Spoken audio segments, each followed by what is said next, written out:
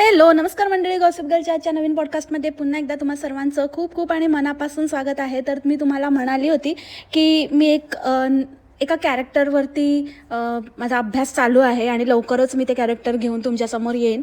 आणि दुसरी गोष्ट म्हणजे ह्या कॅरेक्टरवर आधीही मी एक पॉडकास्ट केलेला आहे आणि आज सेकंड टाईम करते आहे. ही चड्डीची फ्रेंड आहे, म्हणजे चड्डी ओळखते वाटतं हिला, आणि सध्या दोघींचं कॉन्टेंट ऑलमोस्ट सेमच चाललेलं आहे, पुढे मागे चाललेला आहे. चड्डी आता हिला फॉलो करून काही गोष्टी करते. आय होप ह्याच्या पुढेही चड्डी हिलाच फॉलो करेल. म्हणजे अगदी चड्डी घालण्यापासनं ते कॉन्टेंट आणि प्रमोशन आणि त्यांची स्किन सगळ्या गोष्टी ऑलमोस्ट सिमिलर आहेत. आणि आता ह्या ज्या कॉन्टेंट तिला क्रिएटर नाही म्हणणार मी, जे कोणाबद्दल हे जे बोलणार आहे मी या कॅरेक्टरबद्दल, तर ही जी आहे हिच्या लाईफमध्ये सध्या जे काही चाललेलं आहे, जर चड्डी तिला तंतोतंत फॉलो करत असेल तर लवकरच चड्डीच्याही आयुष्यात हे आपल्याला बघायला मिळेल. कारण काय चाललं आहे, म्हणजे कितपत खरं आहे कितपत खोटं आहे, लोकांचं इथे पैसा मिळायला लागल्यावर म्हणजे लिटरली 10वी फेल 12वी फेल असे हे लोक जे दुसऱ्यांना बोलतात की ज्या बायकांना आयुष्यात काहीच करता आलेलं नाही वगैरे, तर मला वाटतं आता त्या स्वतःबद्दलच हे बोलत असतात. हे वाक्य त्यांना स्वतःला लागू पडतं की ह्या अशा बायका आहेत ज्यांना स्वतःला खरंच आयुष्यात काहीही करता आलं नाही, पण ह्या चंद अंड्यांमुळे त्यांना आज काहीतरी स्वतःबद्दल जास्तच ओव्हर कॉन्फिडन्स आला आहे आणि ओव्हर करायला लागला आहेत. आणि त्यांना असं वाटतं की बापरे, आपण काहीतरी भारी आहोत आणि आपण काय कुठे आपले हात टेकले आणि आपल्याला सगळ्यातलं सगळं माहिती आहे. आपण काहीतरी ह्या अंड्यांनी म्हणजे ताई ताई लिंग दे लिंग दे लिंग दे लिंग दे करून करून ह्यांना इतकं चढवलं आहे की ह्यांना इन्फ्लुएन्झा झाला आहे. आणि आता हा इन्फ्लुएन्झा सगळीकडे पसरवत आहेत आणि फक्त त्याला हे अंडे कारणीभूत आहेत. या सडक्या अंड्यांमुळे आज आपल्याला या थर्ड क्लास लोकांना सहन करावं लागतं आहे, ह्यांच्याबद्दल बोलावं लागतं आहे.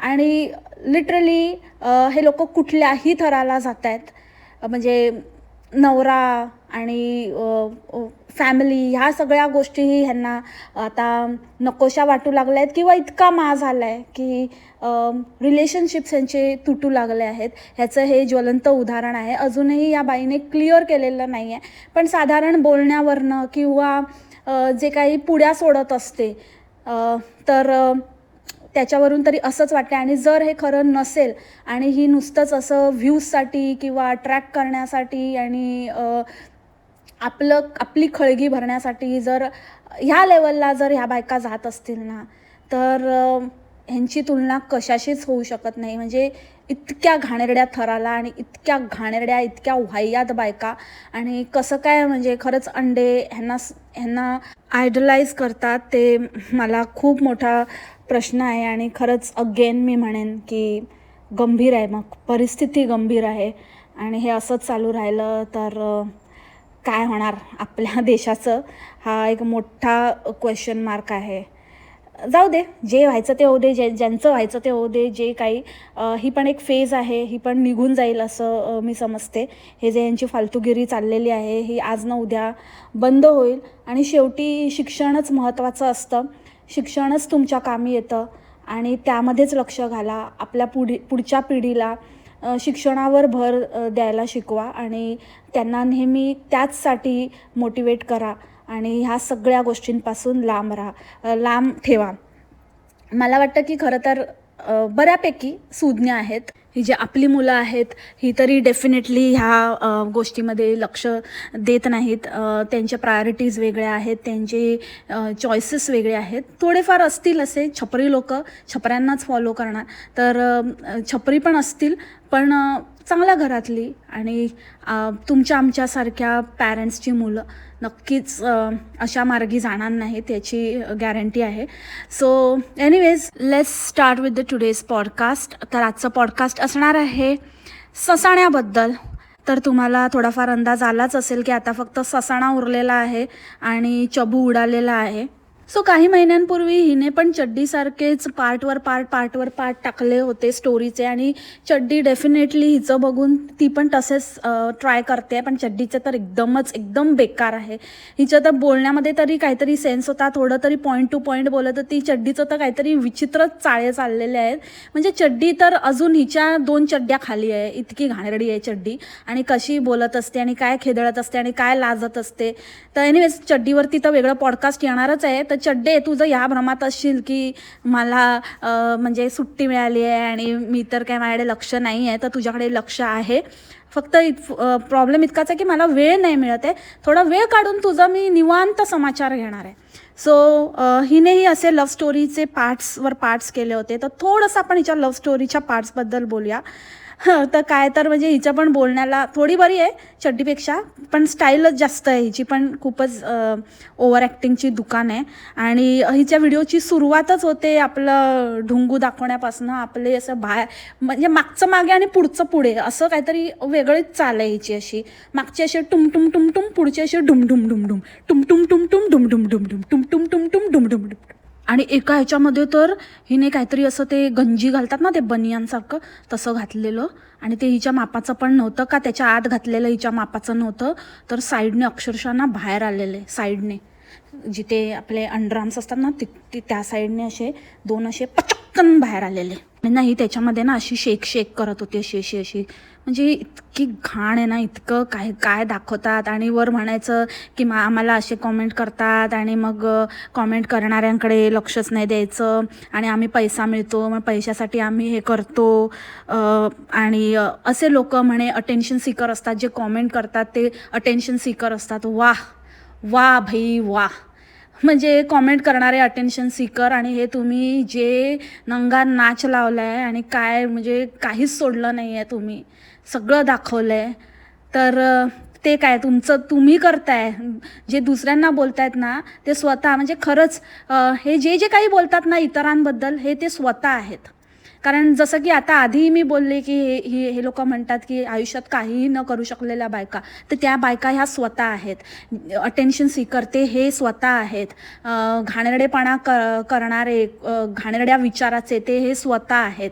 कारण हे घाणेरडे विचार असतात ना, तेच तुम्ही तुमच्या याच्यातनं दिसतात, तुमच्या व्हिडिओमधनं, की तुम्ही किती घाणेरड्या विचाराचे गलिच्छ लोक आहात आणि काय ते गलिच्छता दाखवता तुम्ही. आणि म्हणूनच आज मला वाटतं ही वेळ आलेली आहे. तुम्हाला वाटत असेल I am being too judgemental, but अशा बाईचं अजून काय होऊ शकतं. आता फेमिनिझम आणि ह्या सगळ्या गोष्टी तर ऑल टुगेदर डिफरंट विषय आहे. त्या मुद्द्यावर न बोललेलंच बरं. अशा बायकांना वेळीच फाट्यावरच मारलं पाहिजे. तर हिला एक कॉमेंट पण आली होती की हिच्या नवऱ्याला उद्देशून, की जर हे खरं असेल आणि जर तू हा निर्णय घेतला असशील तर नक्कीच तू ह्यातनं सुटलायस आणि खरंच तू लकी आहेस. तू ह्याच्यातनं वेळीच नाही, म्हणजे तुला थोडं हिला सहन करावं लागलं, पण देर आहे दुरुस्त आहे. आणि आता पुन्हा अजिबात ह्याच्यामध्ये अडकू नकोस आणि आपलं लाईफ खराब करून घेऊ नकोस. आणि खरंच हे अगदी बरोबर तुम्हाला ज्या कोणी सल्ला दिलेला आहे, तर हिच्या नवऱ्याला बरोबर सल्ला दिलेला आहे की प्लीज भावा नको अडकूस, एकदम फालतू आहे आणि एकदम तू जे केलं आहेस ते योग्य केलं आहे. एक सुज्ञ माणूस, एक चांगला माणूस, एक इमानदार, एक स्वाभिमानी नवरा आपल्या बायकोला पैसे कमवण्यासाठी असले चाळे करायला कधीच देणार नाही. आणि तो खरा सच्चा माणूस असेल जो वेळीच या गोष्टीला आवर घालतोय. तर तू एक सच्चा माणूस आहेस, म्हणूनच तू हा निर्णय घेतला असशील ह्याची मला पूर्णपणे खात्री आहे. आणि म्हणजे खरंच चिंचिन बघा.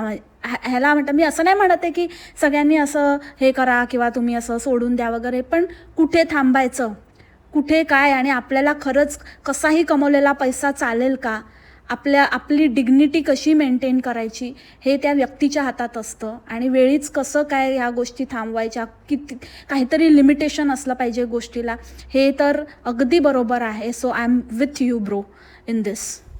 एकतर ही 10वी नापास मुलगी, 10वी म्हणजे होणारच नव्हती, 10वी पास होऊ शकत नव्हती.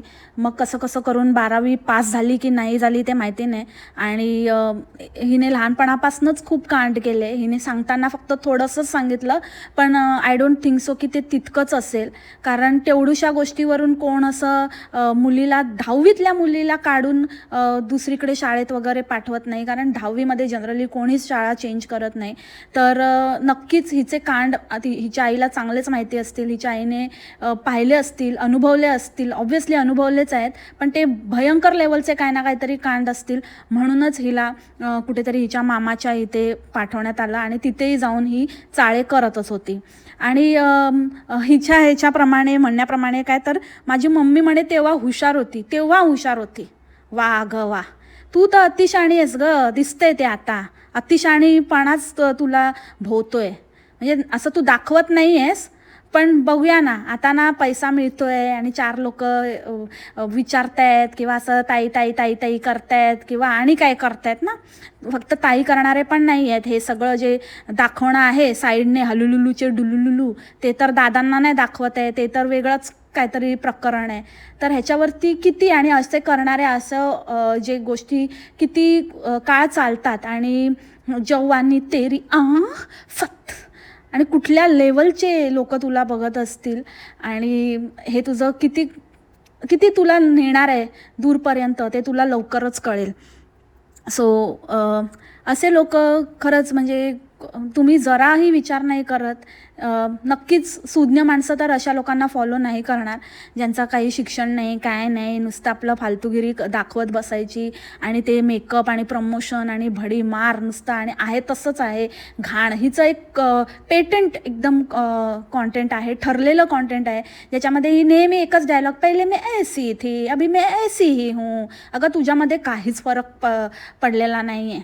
पहिले पण सगळं असं नुसतं असं चेहऱ्यावरती फंगस आलेलं आहे, अजून पण फंगसच आलेलं आहे तुझ्या थोबाडावरती. त्यावेळेला लिप्पापोती करून असंच करून त्याला ठगवला वाटतं.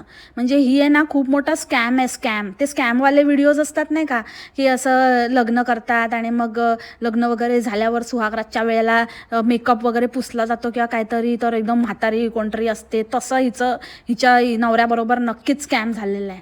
आणि तोच हिला सहन करत होता. स्कॅम तर स्कॅम, वरून हिचे असले चाळे जे हिने चालू केले, त्या चाळ्यांना वैतागूनच तो गेलेला आहे. आणि अजून एक असू शकतं हां, अजून एक कारण याला पॉसिबिलिटी मला असं दिसते की हिची जी मैत्रीण आहे ना थुथुजा, तर ती थुथुजा पण असू शकते. का थुथुजा आणि हिचं प्रकरण काहीतरी वेगळं दिसतंय. बेस्ट फ्रेंड वगैरे असतात, पण बेस्ट फ्रेंड ह्या लेवलवर आणि अक्षरशः थोबाडं सेम, प्रमोशन सेम, यांची कांड सेम, सगळ्या गोष्टी सेम. म्हणजे उद्या तिने हिच्याबरोबर मूव इन नाही केलं म्हणजे मिळवलं, आणि केलं तरी सरप्राईज व्हायला नको आहे. त्या धिरड्याला बहुतेक ह्याचसाठी बाहेर काढलं आहे किंवा तो धिरडं त्याचसाठी बाहेर गेलं आहे. कारण कधी कधी उशिरा समजतं ना आपले likes dislikes. So coming back to love story, तर असंच ह्याच्याबरोबर स्कॅम करून ही ह्याच्या आयुष्यात आली. आणि हिचं कॉन्टेंट म्हणजे अख्खा वेळ बेड दाखवणं. म्हणजे जेव्हापासून हिचं व्हिडिओ बघितले आहेत ना मी, तेव्हापासून ही नुसतं ते बेड, ती एक गादी मिळाली आहे फुकटची, तो बेड छोटा आणि ती गादी मोठी. मी ह्या आधी ते जे फर्स्ट पॉडकास्ट केलेलं त्याच्यामध्ये पण दाखवलेलं, आणि तेच दाखवत असते. आणि त्यावेळेला तो धिरड्या हिला म्हणालेला, जेव्हा त्याने हिला शाळेनंतर बऱ्याच वर्षांनी बघितलं, तेव्हा मी तर तुला ओळखलंच नाही, कारण तू तिचा इन्स्टावरचा प्रोफाईल पिक बघितलेला ना. तर तेच अगेन स्कॅम आहे ती. तर पण सगळ्यात मोठी गोष्ट तर मला ह्या गोष्टीचं आश्चर्य वाटलं की जेव्हा त्याने हिला रियालिटीमध्ये बघितलं, तरीही हा म्हणजे धजावला हा, आणि ह्याने हिंमत केली आणि इतका प्रेमात पडला. असं कसं होऊ शकतं रे बाबा? का तेव्हा पण असंच करून आलेली, लिप्पापोती करून आलेली, त्याच्यामुळे तेव्हाही तुझ्याबरोबर स्कॅम झाला. आणि इतकं काय होतं की त्यावेळेला अगदी म्हणजे तू हातापाया पडलास आणि हिच्या घरी गेला आणि सारखा त्यांच्या विनवण्या केल्या, तुझ्या आईला पण नाक घासायला लावलं, तुझ्या आईला पण पुन्हा रिक्वेस्ट करायला लावली. इतकं काय होतं, म्हणजे धिरड्याचा काहीतरी वेगळा इंटरेस्ट होता वाटतं. धिरड्या पण टुणूक आणि डुबुकवर खूप फिदा झालेला वाटतं. त्याला टुणूक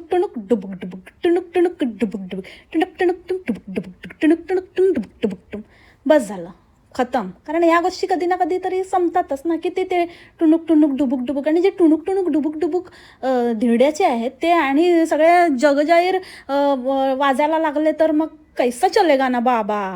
आता हे थोडं हार्श वाटू शकतं मंडळी, पण ज्या प्रकार जे दिसतं त्याच्यावरच मी बोलते, स्वतःच्या मनाचं मी काही बोलत नाही. आणि हे तुम्ही पण बघितलेलं आहे. आता आपण कसं दिसावं, कसं असावं ह्याच्याबद्दल आपल्या हातात काहीच नसतं. जे देवाने जे दिलेलं आहे ते सगळं सुंदर आहे, पण ते आपण कशा प्रकारे आपण काय करतोय ह्याचं भान मात्र आपल्यालाच असलं पाहिजे ना. आपण कसं वागलं पाहिजे, आपण जे आहे त्याच्यात पण आपण कसं सोबर रित्या स्वतःला प्रेझेंट केलं पाहिजे, आपण किती काय लिमिटमध्ये. आता अगेन हा पण खूपच वादाचा प्रश्न आहे की कोणाचे लिमिट कोणी ठरवायचे, तर ते ज्याचे त्याने ठरवायचे. आपल्या घरात आपल्या नवऱ्याला आपल्या संसाराला काय सूट होतंय ते आपण ठरवायचं. आता तो नवरा बायकोचा निर्णय आहे आणि यांचा निर्णय यांनी घेतलेला आहे. आणि अशा सगळ्या ह्याच्यानंतर एवढं सगळं झाल्यानंतर यांचं लग्न झालं, ह्याची ती लव्ह स्टोरी झाली आणि मी तुझ्यासाठी तू माझ्यासाठी, आणि मग कुठे शिंकली माशी. म्हणजे शिंकली ते शिंकली, आता ठीक आहे चला होतं असं कधी कधी, पण मग झाल्या इतकं म्हणजे आत्ता तुम्ही चांगलं चांगलं बोलताय आणि नेक्स्ट मोमेंटला त्या माणसाबद्दल इतकं वाईट कसं काय बोलू शकता.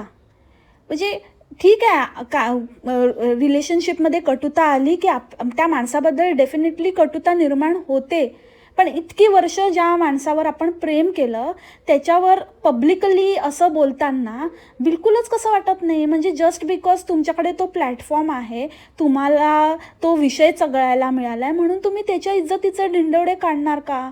तुम्ही असं म्हणजे ही बोलताना तर असं बोलते की मी योग्य वेळ आल्यावर सांगेन आणि मला वाटत नाही की आता ती योग्य वेळ आहे.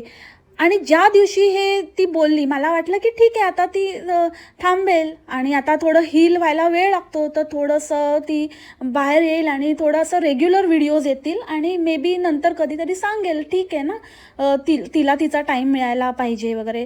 लोकांचंही मी चूक म्हणत नाही की लोक विचारतात, कारण एखादी व्यक्ती आणि एखाद्या व्यक्तीबद्दल इतकं ऐकलेलं असतं, वारंवार त्याच्याबद्दल मेन्शन आणि या सगळ्या गोष्टी असतात, तर अचानक ती दिसेनाशी झाल्यानंतर लोक विचारणार. पण त्याला तिने उत्तर दिलं की मी ठीक आहे आता मला नाही सांगावं असं वाटत, मी नंतर सांगेन, ठीक आहे फेअर इनफ.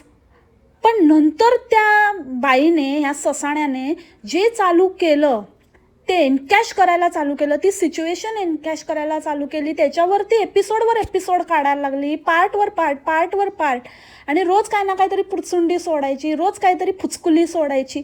हेच हिचं चाललेलं होतं. घाणबाईचं घाणेरडी. अगं बाई तू बोललीस ना की आता ती वेळ नाही आणि मला पुन्हा पुन्हा नका विचारू, मी योग्य वेळ आल्यावर सांगेन. मग तू जेव्हा तुला वाटेल तेव्हा सांग ना, रोज रोज कशाला तू तो विषय कशाला काढते. तू प्रत्येक वेळेला कशाला बोलते की असं झालं तसं झालं, असं व्यक्ती अशा असतात आणि मग अशा व्यक्तींबरोबर राहिलं की आयुष्याचं असं होतं तसं होतं. रोज काय ना काहीतरी विषय घेऊन रोज काय ना काहीतरी टॉन्ट मारायला ही रोज येते, रोज लोकांच्या डोक्यात काहीतरी किडे सोडते.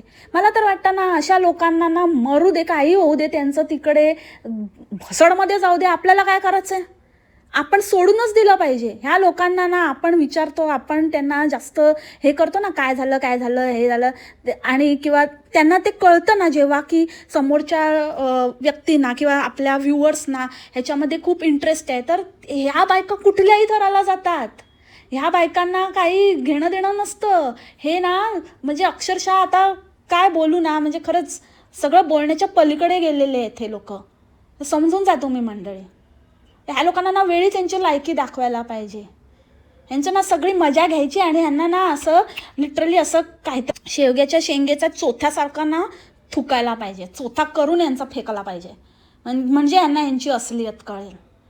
कारण म्हणजे आपण पण म्हणजे ठीक आहे ना, आपण बी मजा लेणे का, मस्त विचारायचं, यांची सगळी माहिती करून वगैरे घ्यायची आणि झालं ना चल निक्कल बी असे करायचं आणि ह्यांना ना बरोबर लायकीत ठेवायचं.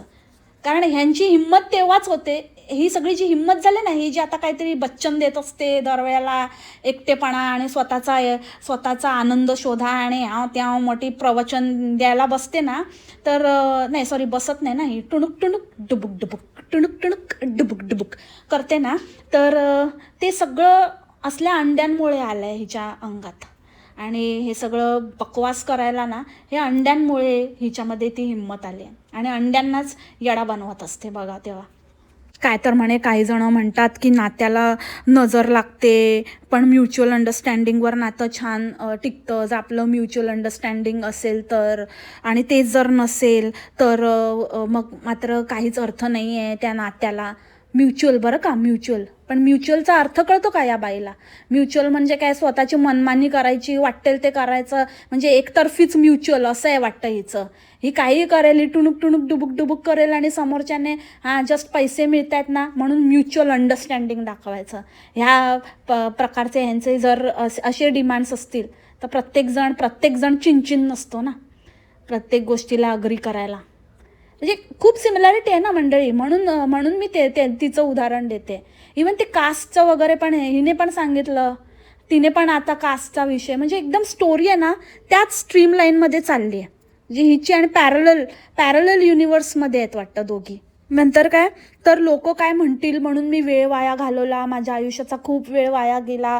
मला असं वाटायचं की जर मी ह्याच्यातनं बाहेर पडले किंवा मी ही स्टेप घेतली तर लोक काय म्हणतील, म्हणून मी बऱ्याचशा गोष्टी ॲडजस्ट केल्या.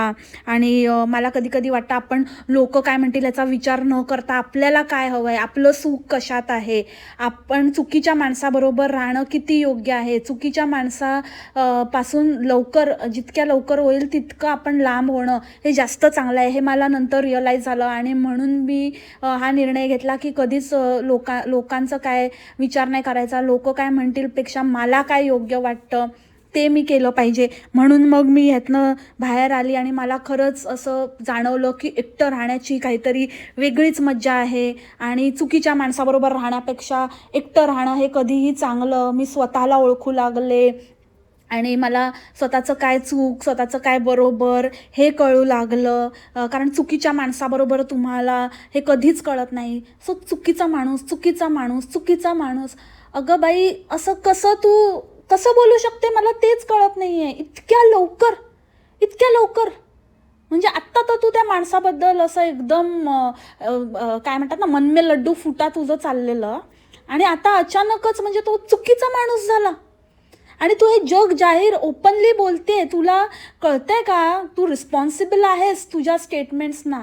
आणि ती व्यक्ती तिथे नाही आहे, ती व्यक्ती सफाई द्यायला किंवा ती व्यक्ती कुठल्याच बाबतीत काही बोलत नाही आहे.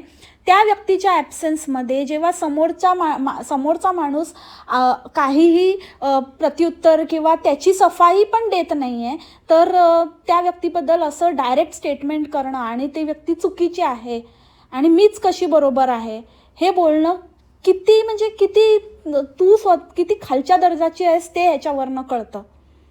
आणि अजिबातच मग प्रश्नच उद्भवत नाही की कोण चुकीचं असेल कोण बरोबर असेल, कारण ती व्यक्ती तर तुझ्याबद्दल काही घाण करतच नाही आहे, तूच घाण करत सुटली आहे.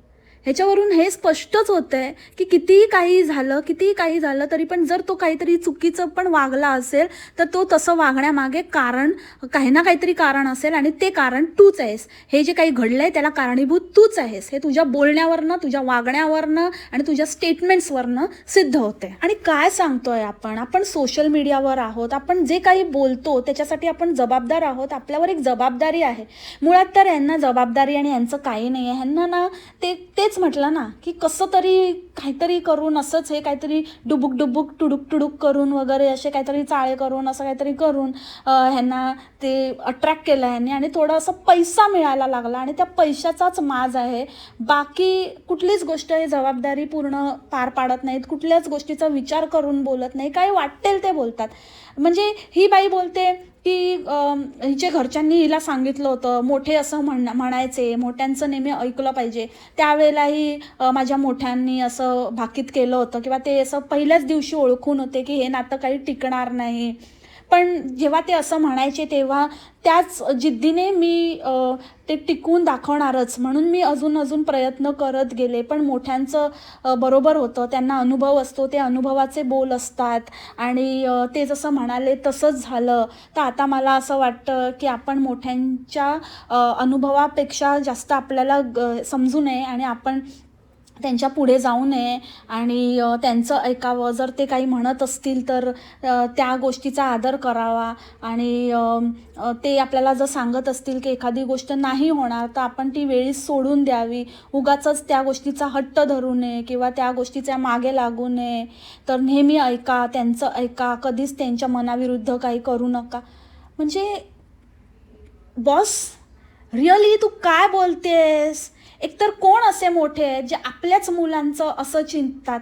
पहिल्याच दिवशी लग्नाच्या किंवा जेव्हा त्यांना समजतं तर पहिल्याच वेळेला असं बोलून मोकळवतात की हे काय तुमचं टिकणारच नाही आहे, हे टिकणार नाही आणि बघा एक दिवशी तुटूनच जाईल. असे मोठे तर आमच्या घरात तर नाही आहेत बाबा. ते म्हणतील की नाही, टिकवण्याचा प्रयत्न करा. कसं नाही टिकणार? आमचं टिकलं तुमचं पण टिकणार. सगळ्यांच्या नात्यामध्ये काही ना काहीतरी असतंच. छोट्या मोठ्या गोष्टी, छोटे मोठे खटके, मोठे मोठे खटके, बऱ्याच गोष्टी होत असतात. बरेच अप्स अँड डाऊन्स येतात. पण तुटणारच, होणारच नाही, असंच होणार असं असं नाही आहे ना. जेव्हा आपण ते टिकवायचं मनाशी ठरवतो ना, तेव्हा अगदी म्हणजे काहीतरी विचित्र लेवलला काहीतरी झाल्याशिवाय असं कधी होत नाही. छोट्या मोठ्या गोष्टी सांभाळूनच घेऊन पुढे जात असतो. आणि सगळ्यात महत्त्वाचं म्हणजे जर तुम्हीच ते विचार करून म्हणजे प्रत्येक वेळेला जर तुम्ही असंच नाही म्हणजे फक्त जिद्द आणि मला हेच करायचं आहे, मला तेच करायचं आहे, मला ह्याच्यातच इंटरेस्ट नाही, मला फक्त मेकअपच करायचं आहे, मला फक्त मुरडायचं आहे, मला टुणूक टुणूक डुबुक डुबुकच करायचं आहे, हेच जर तुझं पहिल्यापासनं असेल आणि फक्त टाईमपास म्हणून किंवा तू इतकं इम्पल्सिव्ह डिसिजन्स घेत असशील तर डेफिनेटली ती डिसिजन मेकिंग पण एक रिस्पॉन्सिबिलिटी आहे. अगेन तू कुठलीच रिस्पॉन्सिबिलिटी घेण्याच्या लायकीची बाईच नाही आहे, तर तुला कसं काय कळणार ना? मग म्हणायचं की मोठ्यांनी सांगितलेलं पण मी ऐकलं नाही म्हणून माझं असं झालं. असं नाही होत. चुकीचे संदेश देत जाऊ नको. मी अजिबातच असं म्हणत नाही की मोठ्यांचं ऐकू नका, पण हे म्हणजे असं मोठे म्हणत होते की हे टिकणारच नाही तर ते नाही टिकत आणि मग ते म्हणजे असं कोणी बोलेल ना मग की हे टिकणार नाही, मग काय सोडून द्यायचं? नाही, माझे घरचे बोलले नाही टिकणार, मग लग्नच करायचं नव्हतं ना, करायचंच नव्हतं. कशाला माती खाल्लीस? ह्या बाईला याचा अर्थ सगळ्या गोष्टीची खुमखुमी आहे. मन भरलं सोडून द्यायचं, फालतूगिरी करायचं, फक्त मजा करायची, बस फक्त मजा, एवढंच हिचं हे आहे आणि उद्देश आहे. आणि जेव्हा हिला समजू लागलं की ही मजा मी स्वतःच्या जीवावर करू शकते आणि ह्याच्यासारखे 1000 येतील आणि जातील, तेव्हा हा माज आलेला आहे. आणि अशीच एक व्यक्ती आहे, एक हिंदी आहे इन्फ्लुएन्सर, स्वतःला खूप मोठी लाईफ कोच वगैरे काहीतरी समजते. ती असं म्हणजे घाणेरड्या लेवलवरती कॉमेंट्स करत असते नवऱ्याबद्दल आणि खूप वाईट बोलत असते. तेच अगेन फेमिनिझमच्या अंडर काहीतरी चित्रविचित्र असे ब्राडूवर चड्डूवर व्हिडिओ काढत असते. म्हणजे तिला असं वाटतं की हे खूप मोठं ती फेमिनिस्ट आहे आणि तुमची नजर घाणेरडी आहे, तुमचं हे असे तुमचे विचार घाणेरडे आहेत. ती पण अशीच वेडीबाई म्हणून तिला असं नवऱ्याने डेफिनेटली सोडलेलं आहे. तुम्हाला आता मी नाव नाही घेणार, माहिती असेल बऱ्याच जणांना. तर त्याच प्रकारचं हिने काहीतरी लावलेलं आहे. आणि ह्या अशा बायका म्हणजे मला असं वाटतं की अगेन म्हणजे हेच आहे की कलुषित करतात. आणि खरंच आता असं वाटतं की वेळ फिरली आहे की काय, उलट झालेलं आहे की काय. ही पूर्वी पुरुष बायकांना त्रास द्यायचे, आता बायका पुरुषांना त्रास देतात. आणि हे पुरुषांचा कर्म आहे की काय असं वाटू लागलं आहे. कारण ही पण म्हणजे काय लोकांसमोर, काय इतर बायकांसमोर तुम्ही काय शिकवता त्यांना? हे सांगतात की एकटं राहण्याची मजा आहे आणि मला खूप भीती वाटत होती, पण आता मी खूप सुखी आहे आणि एकटं खूप छान वाटतं. स्वतःची कंपनी एन्जॉय करायला शिका, स्वतःच्या कंपनीमध्ये आनंद शोधा, म्हणजे स्वतःमध्येच आनंद शोधा. या सगळ्या गोष्टी खऱ्या असल्या ना तरीही एक कंपॅनियनशिप लागते मंडळी. मी तरी ह्या मताची आहे. आणि एक कंपॅनियन असणं हे नेहमी चांगलं असतं आणि ते आपण ते नातं टिकवून ठेवण्यासाठी, ते जपण्यासाठी काही ना काहीतरी, मी असं नाही म्हणत आहे की अगदीच म्हणजे तुम्ही सगळंच तुमचं म्हणजे प्रत्येक वेळेला तुमची इज्जत काढली जात असेल, तुम्हाला वाटेल तशी वागणूक दिली जात असेल, मारहाण होत असेल, असे बऱ्याच गोष्टी म्हणजे आहेत.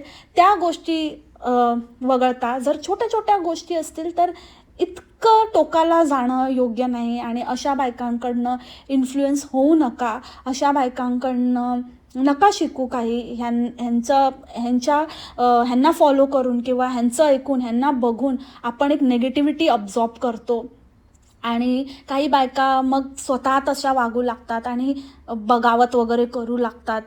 तर हे दाखवतात ते खरं नसतं. हे फक्त पैसे कमवण्याचे धंदे आहे त्यांचे. हे पैसे कमवतात पण अशाने तुमचा संसार उद्ध्वस्त होऊ शकतो.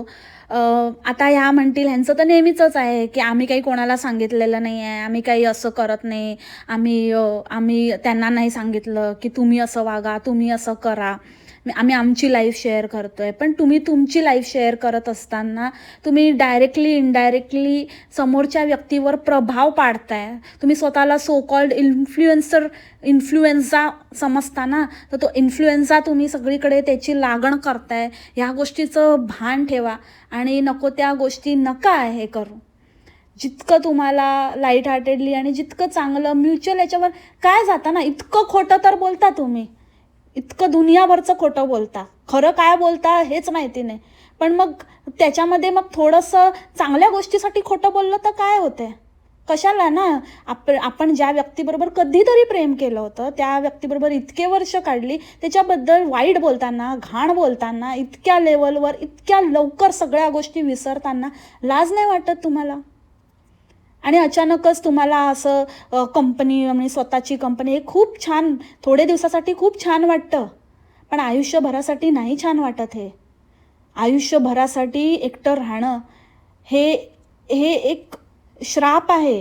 हे एक खूप मला विचार करून पण या गोष्टीची भीती वाटते. माणसाला देवाने सामाजिक प्राणी म्हणजे एका समाजात राहण्यासाठी एक कुटुंबवत्सल प्राणी म्हणून जन्म दिलेला आहे. काहीतरी तुमचं असलं पाहिजे ना. म्हणजे प्राणी लग्न करत नाही पण माणूस लग्न करतो ना. माणसाने लग्न संस्था निर्माण केली आहे, त्याचा आदर करा आणि त्याच्यावर ते किती चांगलं तुम्हाला ठेवता येईल, कसं त्याची चांगली बाजू दाखवता येईल, ती गोष्ट तुम्ही जास्तीत जास्त. मी वेळोवेळी बघितले, पावलोपावली बघितले. शेवटी ना कोण नसतं आपल्याला, आपणच असतो एकमेकांसाठी. नवरा बायकोच असतात एकमेकांसाठी. थोडंसं असं ठीक आहे, असं वाटतं कधी कधी ब्रेक घ्यावा, कधी कधी असं खूप वाटतं की खूप खूप खूप झालं यार, आता थोडंसं आपल्याला थोडं आपला स्पेस पाहिजे. तो मध्ये मध्ये स्पेस घ्या, थोडा ब्रेक घ्या, थोडं छोटं मोठं ठीक आहे, काहीतरी ट्रिपवर जा, नाहीतर माहेरी जा.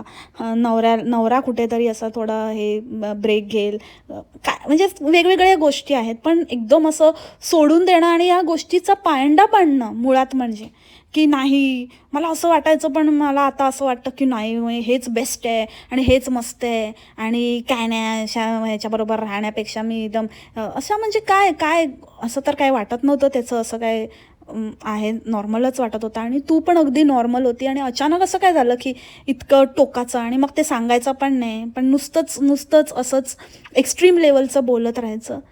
या गोष्टीला काहीच अर्थ नाही. अतिशय नॉनसेन्स आणि फालतू आणि थर्ड क्लास कॉन्टेंट आहे. आज तर म्हणजे हाईट केली या बाईने.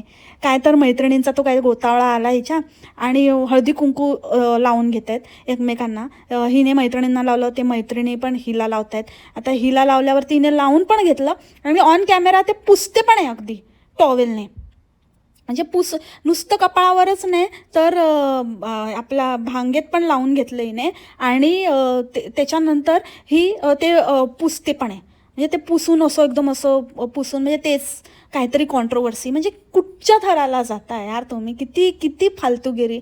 आणि असल्यांना बघता तुम्ही, लाख काहीतरी फॉलोअर्स झाले म्हणे तिचे. हे कोण आहेत हे लाख लोक? तुमच्या आयुष्यात असंच होऊ दे खरंच. मी इतकंच म्हणेन, हे असल्या थर्ड क्लास लोकांना जे फॉलो करतात ना, ते फॉलो करा, एकदम नेटाने फॉलो करा. आणि मग इतकं फॉलो करा की जे तिच्या आयुष्यात घडतं ना, ते तुम्ही स्वतःच्या आयुष्यात घडवून घ्या आणि मग मस्त होणार तुमचं. तर तुम्ही ट्रू फॉलोवर. अंडे साले येडपट, येड्या राऊंडचे. So that's it for today's podcast मंडळी. थोडं मोठं झालं, मला वाटलं नव्हतं इतकं मोठं होईल म्हणून. पण खरंच यार, डोक्याची दही करतात या बायका आणि काही दाखवतात, काही बोलतात. जाऊ दे, असो, जे काय होईल त्यांच्या अंड्याचं हे. आपण काय, आपण या करणे काय, सगळं बोलायचं आणि नंतर बोलायचं आपल्याला काय. सो आपल्याला काय, ह्याच नोटवर आजचं पॉडकास्ट इथेच थांबवते. आय होप तुम्हाला आवडलं असेल. भेटू आपण लवकरच उद्याच्या पॉडकास्टमध्ये नवीन विषयासोबत. तोपर्यंत खा प्या मस्त राहा आणि स्वस्थ राहा. Take care. बाय. मासळा.